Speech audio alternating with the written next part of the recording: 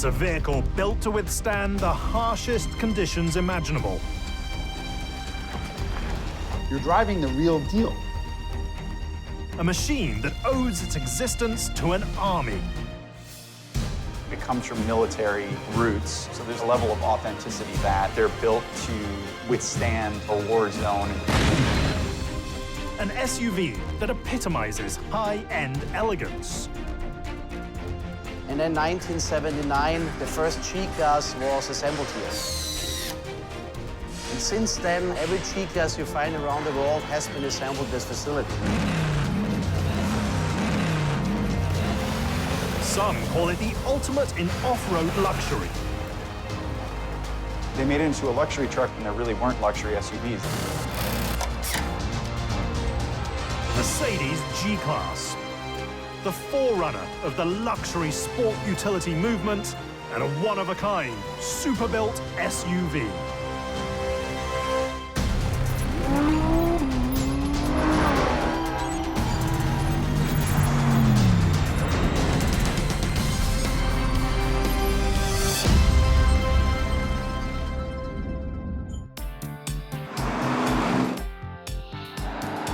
It's a rugged off-roader that's equally comfortable crossing a continent as it is pulling up at the opera. The G Wagon is completely different and bears almost no relation to anything else in the Mercedes-Benz lineup, and really anything else you can buy. It's one of the longest continuously produced passenger vehicles ever built by the oldest car company in the world. The G-Class is a landmark Mercedes vehicle. It's been around for 38 years, and I am proud to work here.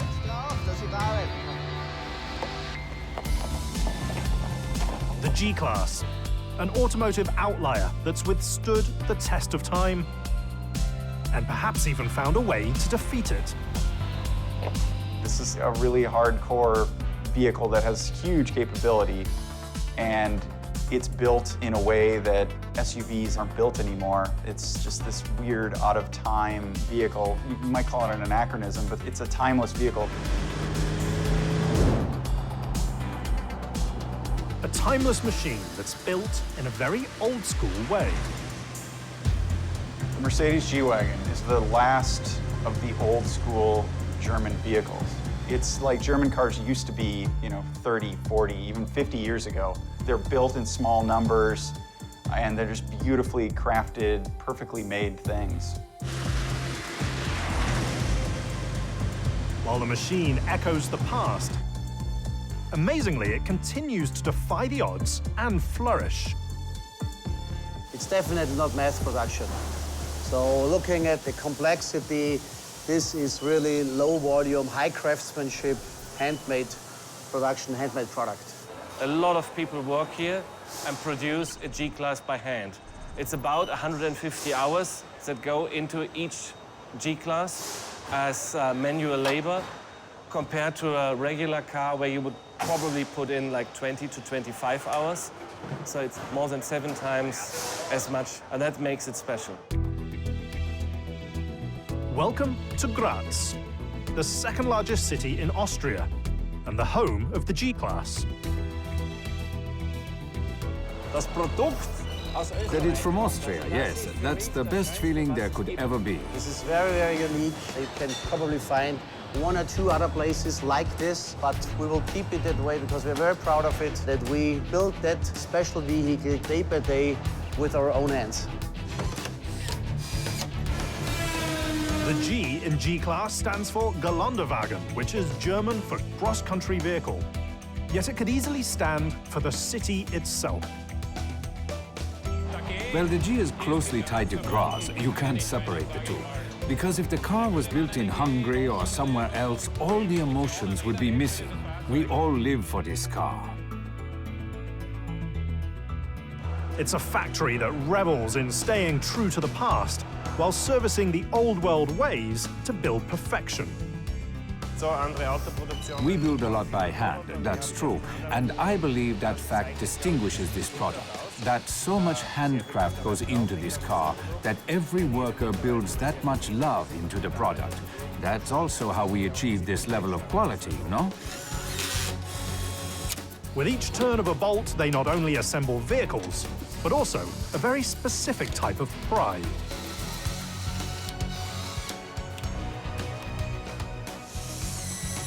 It's awesome.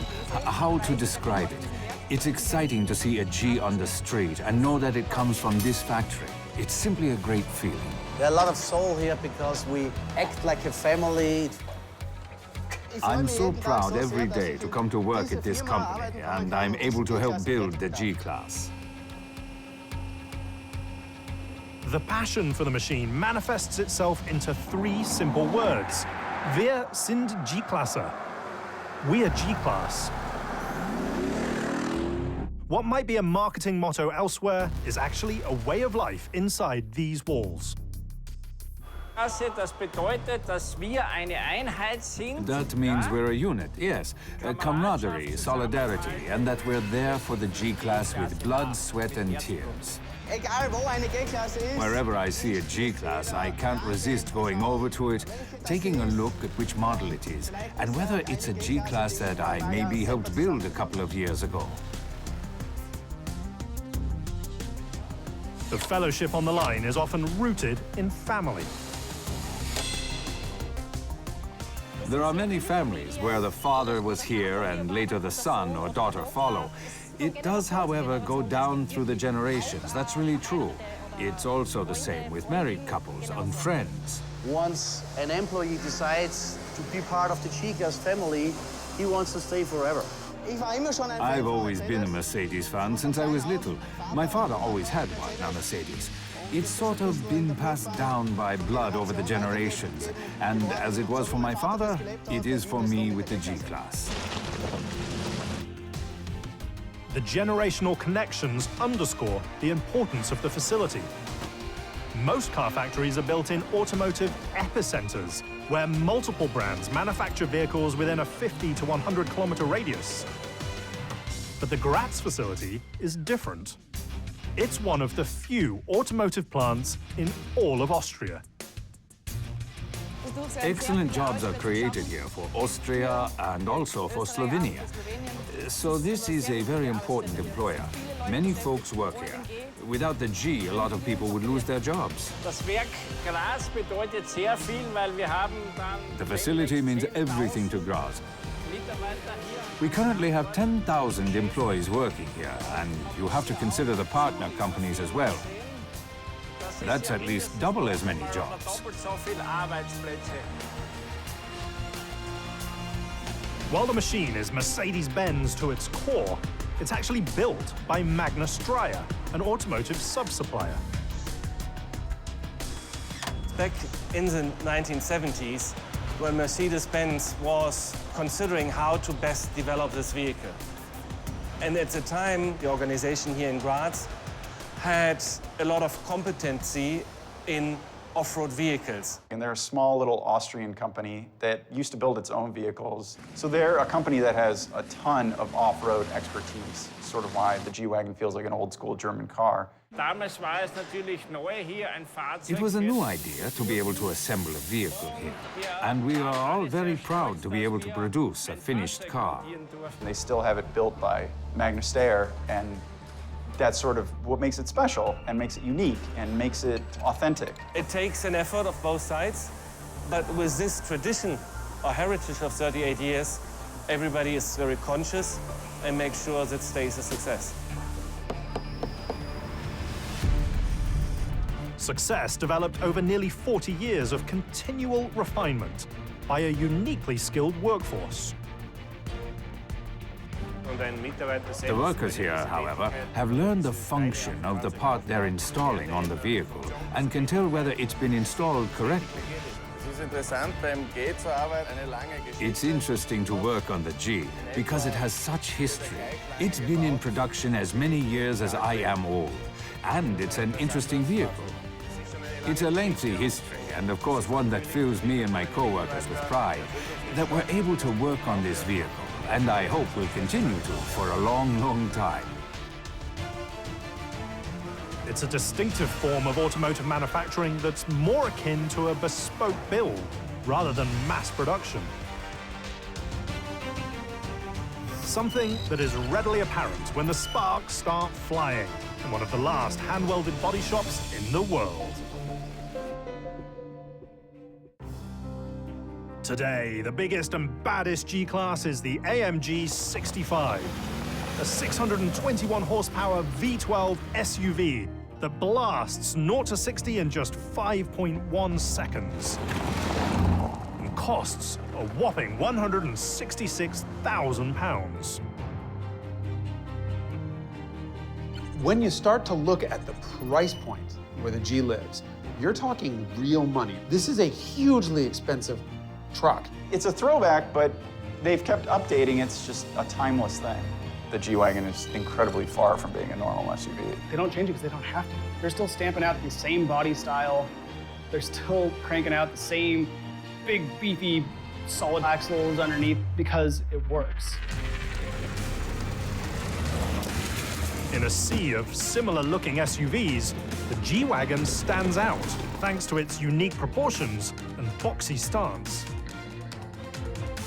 Die G-Klasse ist eine Ikone geworden, weil The G-Class became an icon because it looks the same as it always has and can do anything.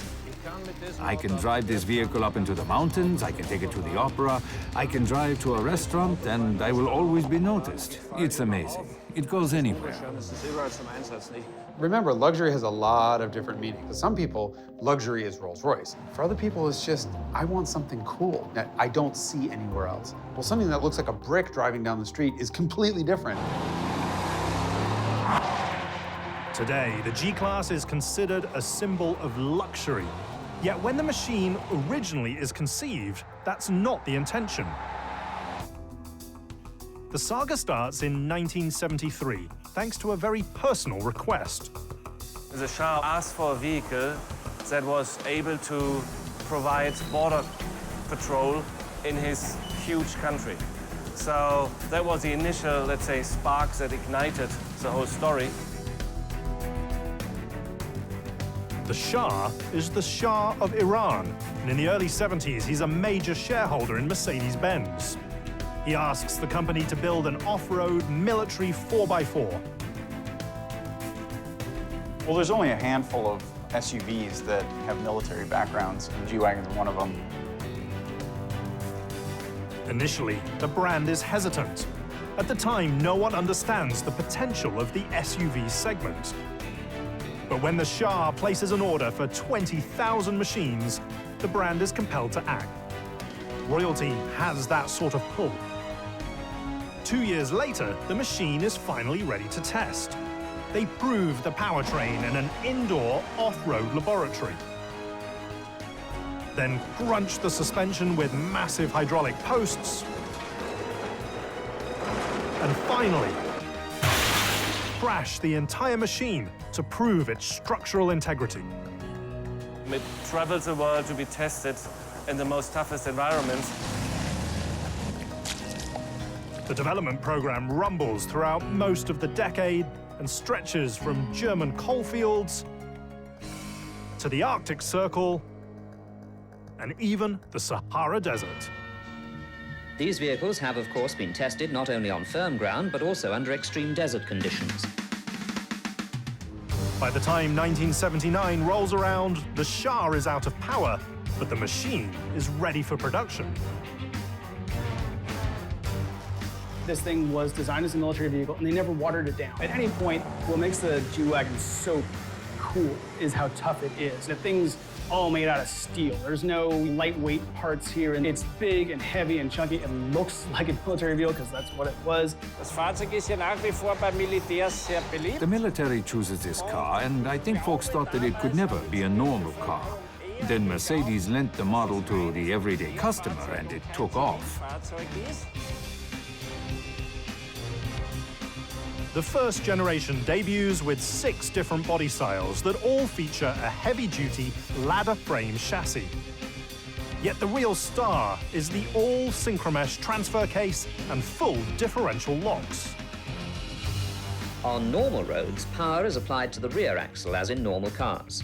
Four-wheel drive can be selected for cross-country driving, and in addition, a specially reduced cross-country gear can be engaged.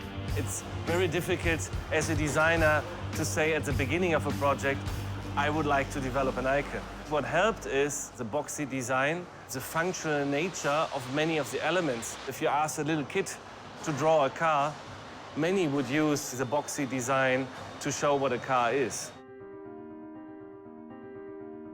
Since the vehicle's inception, the car industry has gone through radical change. Yet remarkably, inside of the Graz facility, you can still find craftspeople who go back to the beginning.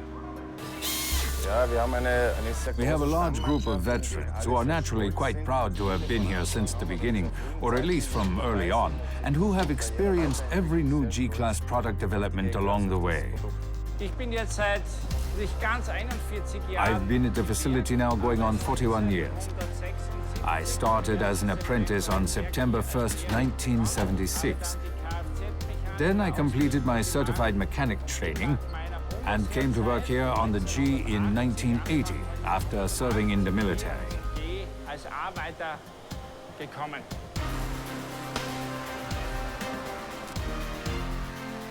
The G Wagon's famed toughness starts in the body shop, where artisan welders continue using old-school methods.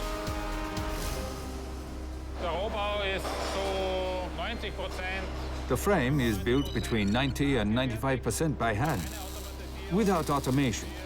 It's the only car on the market produced in such a fashion.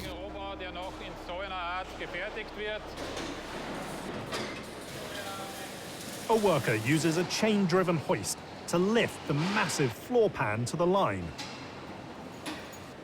Then two craftspeople wheel the rear structure over and lift it into place. Here we have the first assembly station of the G-Class body shell. Here is where the floor pieces are placed, as well as the interior side panels. Jigs go on. Artisans weld using hand torches and massive welding guns. Next, a craftsperson fits the front firewall onto the body and clamps it into place, before another round of welding begins.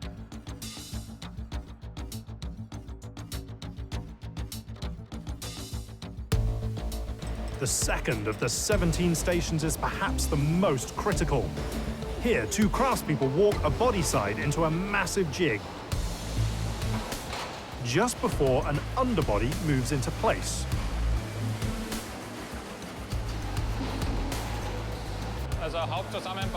The main assembly is a challenge, but the station behind us, the framer, where the shell is attached to the undercarriage, frame and interior, is certainly one of the biggest or most important. The specialists work in concert both inside and outside the machine. It's a highly challenging ballet that's shockingly calm. Remarkably, the G Wagon body has been built the exact same way since day one. One could say it's a living museum of the automotive industry. Robots rule in the majority of today's mass-produced car factories. However, in Graz, the onus is on the man instead of the machine. Today's variations consist of left driver, right driver, steering wheel here, or the length, long or short versions, military grade. That reflects the complexity. It can really only be achieved today at a place like this, something robots would have a very hard time doing. Craftspeople do the welding because of the complexity. The intricate details give them a very personal kind of satisfaction.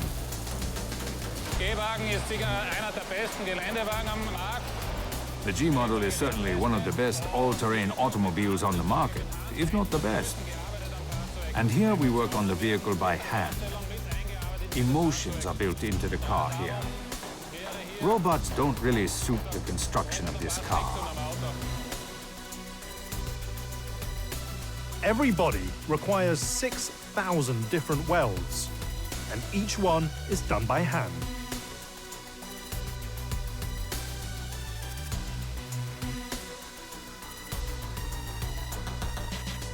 Wir haben dann 5 Meter Schweißnaht, Magnete.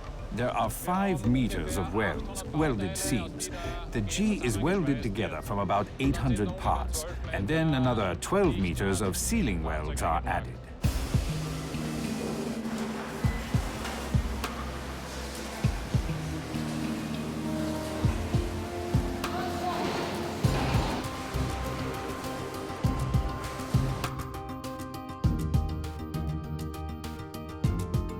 After the framer, they rotate the vehicle over and weld the bottom of the floor pan into place. At this station, we see how intensely the car gets worked on. This is certainly one of the stations where workers really need to put their backs into it, where we can see how it all comes together, where we realize how much time and how much work goes into it. It takes nearly 38 hours of hard work to construct each shell. Yet the real challenge is finding talented craftspeople capable of doing the job. Es ist schwierig, Leute zu finden. It is tough to find folks who do this level of craftsmanship. During the machine's nearly 40 years of production, more than 1.8 million welds have taken place inside these walls. The external structural components have gone unchanged since 1979, but internally continuously improved to the point, in my opinion, of becoming the best sport utility vehicle in the world. Next, a worker preps the top of the vehicle before 2 craftspeople lift the roof panel on and permanently join all the panels together.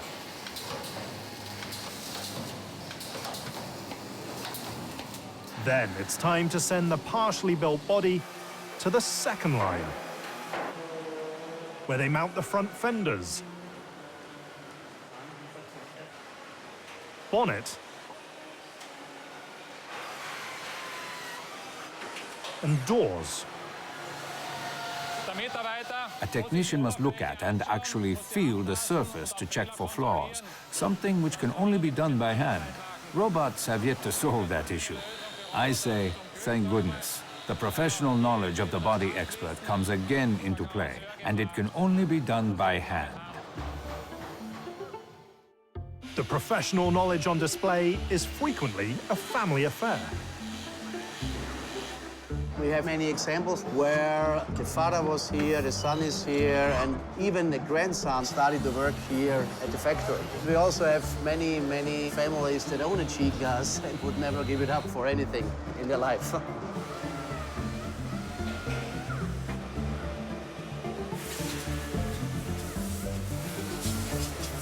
Body shop manager Wolfgang Paul and his daughter Bettina Puches are one of the countless G Wagon families.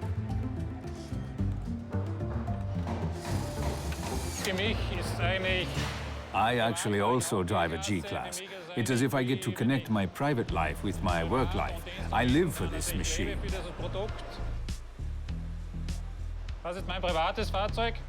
This is my own car. I drive it every day to work. It's an 83. I'd call it a civilian military vehicle. I also use it as it was intended to be, frequently off-road. I've driven it in Libya, Morocco, Tunisia, Romania, Czechoslovakia. I love going any place with intense off-road travel. My daughter works here too. She also traveled with me. She had her first driving experience at 14 in the Sahara in Tunisia. Caught the virus, so to say, and now has 2 G-Class sport utilities of her own at home. And she works here on the G-Class in assembly planning.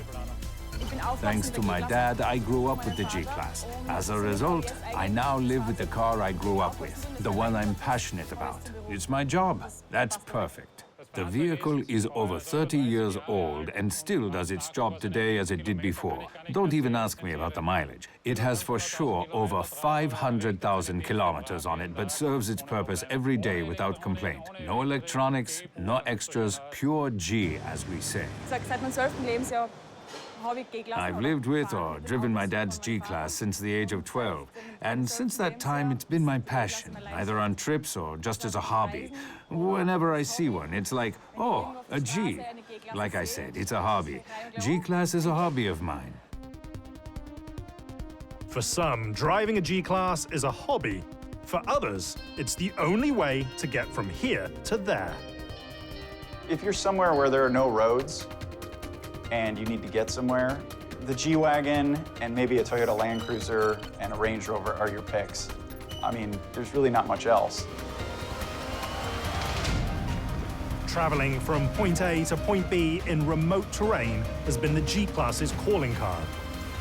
It's a unique form of off-the-grid reliability that stems from years spent perfecting the machine's journey through one of the most unusual factories in the automotive industry.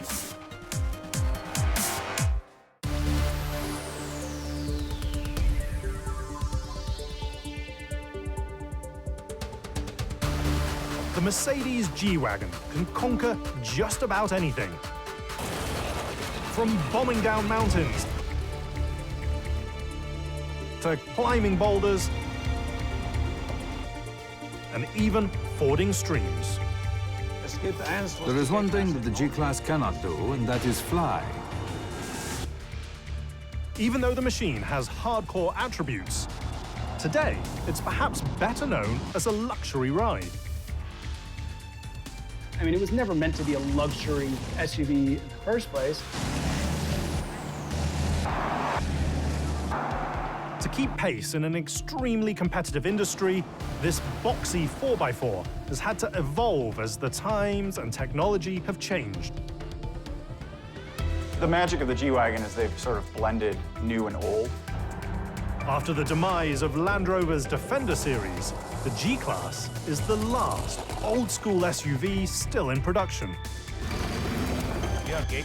The G-Class has been around for almost 40 years, and there are quite a few series and models. They're constantly being improved and changed, and that's also what makes it so exceptional.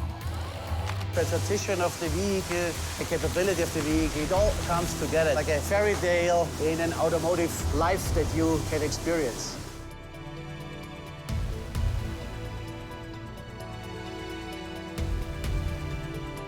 A fairy tale that commences when freshly painted bodies enter the final assembly hall.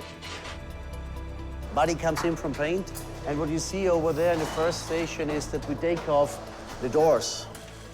They take the doors off in order to give workers easier access. It's the first of thousands of steps done by hand, including moving the machines from station to station.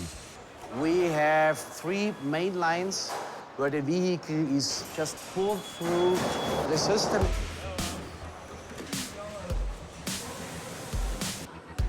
The 3 main assembly lines feature 70 stations.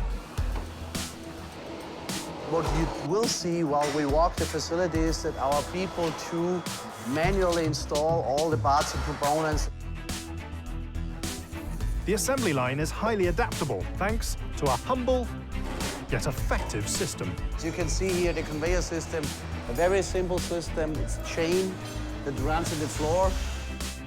Today, more than 20,000 new machines roll off the line every year.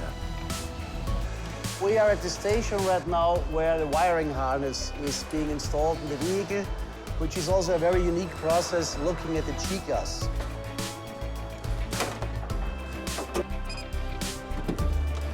Each harness has an average length of 5 kilometers. And how they install it goes back to the machine's roots. And how we attach the wire is very, very unique. We also have the wiring harness in between sheet metals.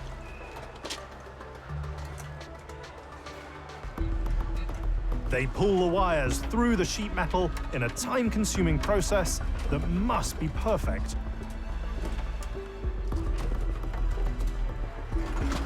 This is the tool that our operators use to pull the harness through the individual layers of sheet metal. We developed it ourselves. In many cases, we had to come up with creative ideas on how to actually get the parts to the body. Detail and precision are expected at every single station to keep the seams in line. Whether it's the roof, cockpit, or window placement, it's always an extremely exacting, precise job. Next, they install the climate control system, then prep the massive dashboard. And the station we are in right now is where the cockpit instrument panel will be installed. Each connector is at its location, and now the cockpit comes in. And it's also very unique here with G-Class, it's manually installed. Two craftspeople lift the weighty instrument panel into place. At most car factories, large sub-assemblies like the dashboard arrive just in time from outside suppliers, but not in Graz. Here, they meticulously craft nearly all of the sub-assemblies themselves. So going back 3 decades to 1979, when the G-Class was launched here, there was hardly any automotive industry in the area. So it was obvious for the company to create and build lots of components themselves. And it is still true until today. The extra effort adds up. A typical build takes roughly 150 hours. We paint our own brake lines, we do fascias, we do consoles, all the way through to seats. All of those sub-assemblies require a tremendous amount of additional parts compared to an ordinary factory. We have currently around about 18,000 components that we manage on a daily basis. The 18,000 parts are sourced from 800 different suppliers. And that basically creates a unique challenge for each operator. Many people in their life, they are looking for challenges. They don't want to have a boring job doing 2 cycles, always the same job. From a manufacturing perspective, is this a unique challenge? There are new challenges every day, positive challenges, and yes, the car itself is very comprehensive and therefore exciting to work on. There's always something new and interesting. Like most of the build, the window installed station is just a tad different. So what you normally see is a robot that applies urethane on the glass, and then the glass is basically glued to the body. On the G-Class, we're using a rubber seal. It basically makes the windshield hold to the body. You don't see that very often anymore.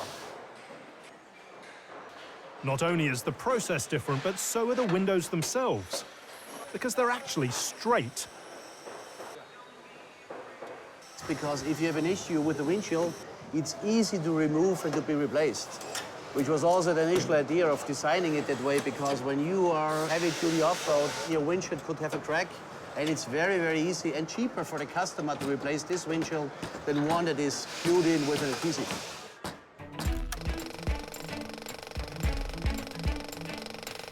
In the beginning, the G-Class is a rather basic machine. Yet slowly, over the years, it creeps towards extravagance. The big change comes in 1989, when Mercedes launches a second-generation machine. It features a revised chassis, full-time four-wheel drive, anti-lock brakes, and most importantly, 3 very special locking differentials. The G-Class has 3 locking differentials, meaning you can choose which wheels are locked to which other wheels. On a normal open differential, if one tire is on a slippery surface and the other one is on a surface of grip, the tire on the slippery surface is going to spin readily. With a locking differential, you lock both tires together so that they turn at the same speed and they both get the same amount of power. When you lock all 4 together, they all go the exact same speed, which ensures that you can keep moving forward even in some of the worst conditions. The hardcore locking diffs help solidify the G Wagon's reputation as a go-anywhere, go-through-anything machine.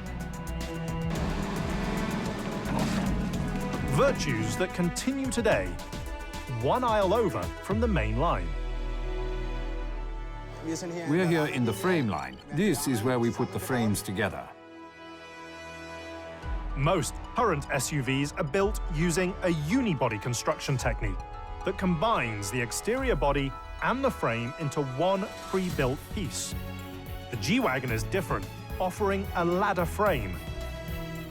The G Wagon is an old-school SUV, which means that it has a separate frame from the body, and the body and the frame go together. It's in no way car-like, nor does it try to be car-like. It's a very simple concept. We have two rails going from the back of the vehicle to the front of the vehicle, and they are connected with different tubes.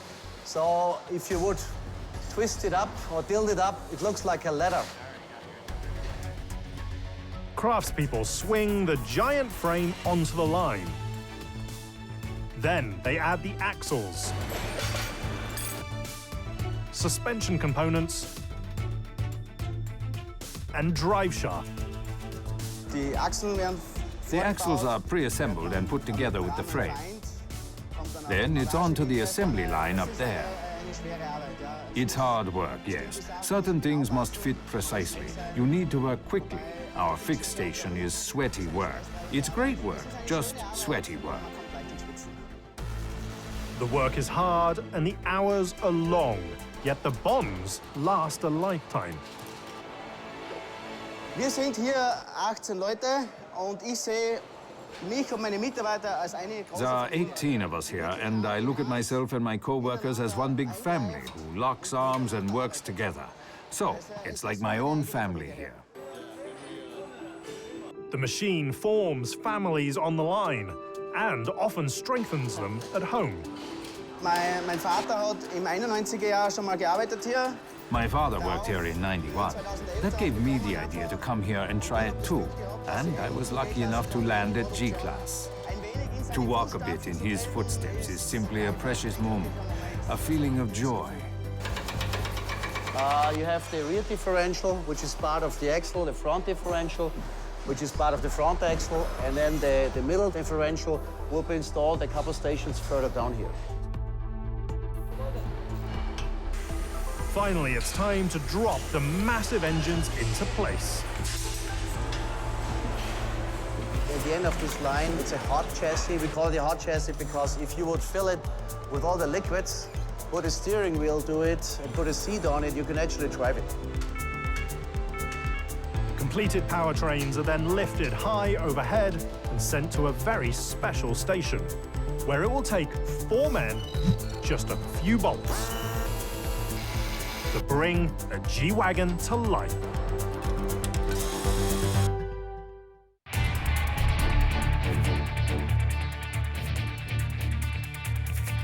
The Mercedes-Benz G-Class has been at the forefront of the luxury SUV movement for decades. These days, the brand offers 3 civilian variants: a 4-litre V8-powered G55, a 563 horsepower AMG G63, and the 166,000-pound AMG G65. Each machine is aimed at a different market, but they all get their engines installed the very same way. A marriage is about to happen. This is very, very important station here in our process of the G-Class and our assembly facility. You can see the chassis coming in on the yellow carriers underneath, and then the body is coming from the top.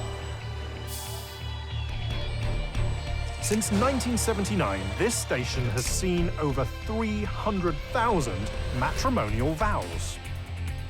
The challenging steps in the marriage phase are that many people have to work in unison. They have to be able to rely on one another. To keep an eye on the ceremony, a craftsperson climbs up a staircase to watch the body drop. He's checking over all his wiring and hoses so that nothing gets pinched during the marriage phase. Like many car factories, the marriage station is highly complex, and the tolerances are critical. The V12 is the most difficult. It's the largest engine and needs to fit into the same space as the V8 or the diesel.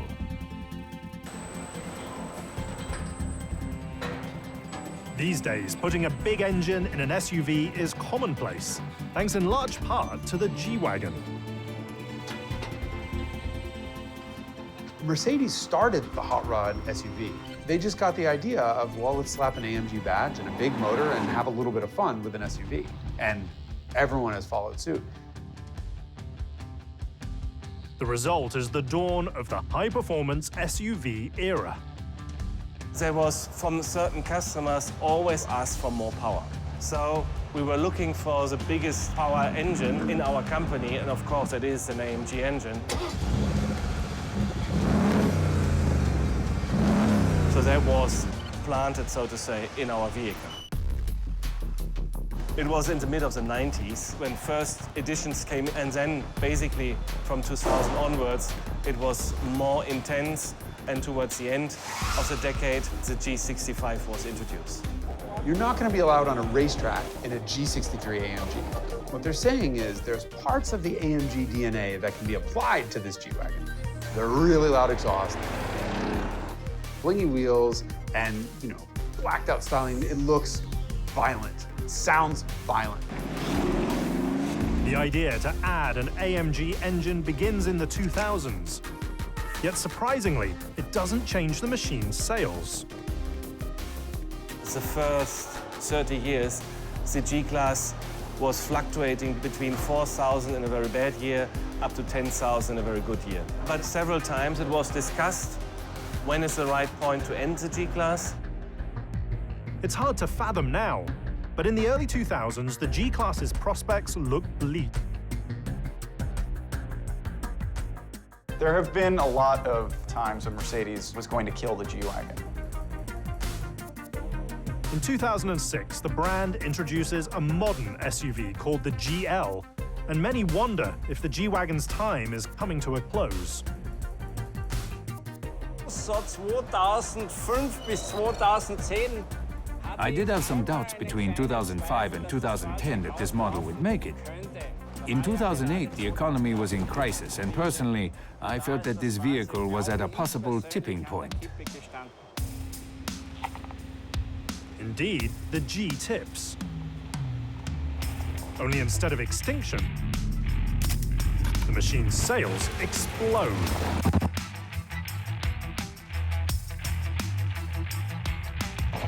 Roughly 8-9 years ago, interest started growing.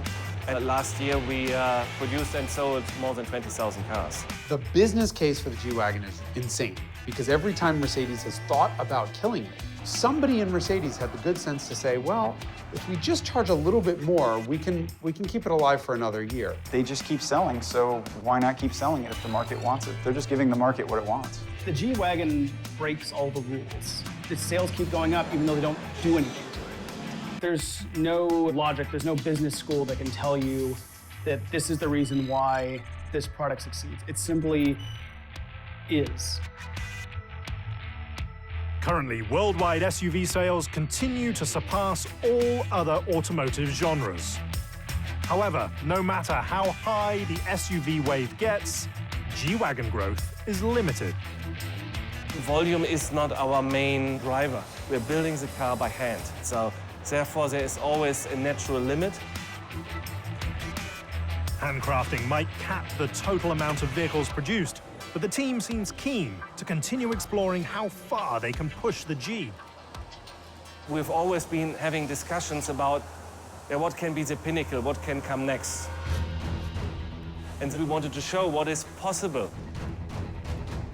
So that was when Mercedes G63 6x6 was developed, to have a car with 3 axles. After the 6x6 mega truck, they introduce another variant called 4x4 Squared. The 4x4 Squared was basically derived from the feedback saying 6x6 is great, but the practical use is really limited. So we said, okay, let's make it shorter. Then they take their newest theme to an outlandish extreme. In our internal discussions, we said, how great would it be to start a tradition? We had a lot of customers asking for convertibles, so we thought maybe that is an idea to combine a longer wheelbase, and we're standing close to a Land Rover being built up here right now. We often forget the Germans have a really good sense of humor. And not only have they realized that the G is a really strange business case that economists will probably study for years to come, they also are looking at the people who are buying these cars and realizing they're having fun with it. So Mercedes should also be having fun with it. Regardless of which engine is installed, each body gets bolted to the chassis the same way. The body is connected to the chassis with 3 bolts on each side, so a total of 6 bolts. And you have to imagine, marriage here is most of the time for life, so there ain't any divorces between the chassis and the body in most cases. 6 bolts to secure the body and an extremely rugged reputation. Then, further down the line, artisans add the wheel housings and fenders. As parts continue to be installed, in a sub-assembly station, they build up the angular bonnet. This car will receive its hood in the next station, and we are, as a matter of fact, at the very end already of the second assembly line, which is the chassis line, and it almost looks like a G-Class already. Just one stall over is perhaps the most famous station in the entire factory. The home of the iconic 3-pointed star. This is where the grille is being sub-assembled, and finally the 3-pointed star is attached also to the grille. Finished front grills head directly to the final assembly line. It's another probably 20 stations before we, for the first time, start up the vehicle. While the G Wagon has mechanically stayed true to its utilitarian roots, the interior has gone markedly upscale. This is the seat production. The seats for the G vehicle are manufactured here, from the smaller pieces up to the finished seat. We have 1,000 different seat combinations that a customer could choose from. We make basically everything happen that you can imagine. It takes up to 2 hours to manufacture just one seat.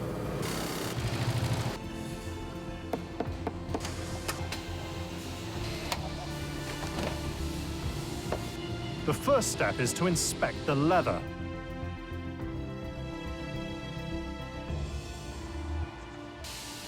Then it's time to slice and dice using a high-tech cutter. Wir können verschiedene Materialien damit zuschneiden. Leder. We're able to cut various materials with it. Leather, plastic sheeting, and the whole pattern for the seat. The machine allows us the flexibility to alter the cut ourselves and adapt to the size. Cut panels are stacked and stored until a craftsperson is ready to sew the pieces together. I have felt a part of the G for a long time because it's like one large family. The seats are a prime example of how efficiently the factory utilizes its limited space. There are no conveyors, just a simple cart to roll them to the line. Seats are being installed, which is a very, very important step in the process, because at the end of the day, it connects the driver and the passenger with the vehicle itself. After the seats are bolted into place, they add a bit of high-performance rubber. Then it's time for a quick twist of the wrist. Yes, it's always a very special moment when a G-Class is being fired up and knowing that we will deliver it to a customer around the world. Some of those finished G-Wagons will head a few kilometers down the road to one of the most grueling test circuits in the world. The Schockel Mountain. The Schockel is the mountain where the G-Class really grew up on. It's a very, very tough off-road test track, and it's very well linked to Graz, to our home down here. The Schockel is part of the Graz mountain range and rises 1,445 meters from sea level. The mountain features a 3.1-kilometer trail that pushes the G-Class to its absolute limit and frightens even the most hardcore off-road enthusiast. And these guys bomb down that trail. If you try to do that in almost any other SUV, you would just shake them apart. And that is what the G Wagon is designed to do day in and day out. And that's something you can't replicate. Duplicating the machine might be difficult, yet copying the Schockel Mountain is impossible.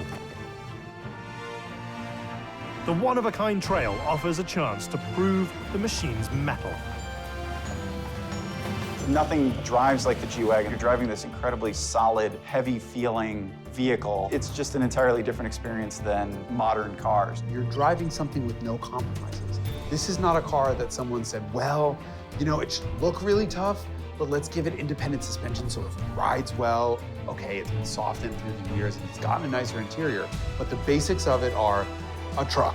You sit really high. The windshield is super upright to the point where you can just reach out and touch it. The windows are just completely straight up and down. With the new AMG engines with the twin-turbo V8, it's a rocket. It accelerates hard.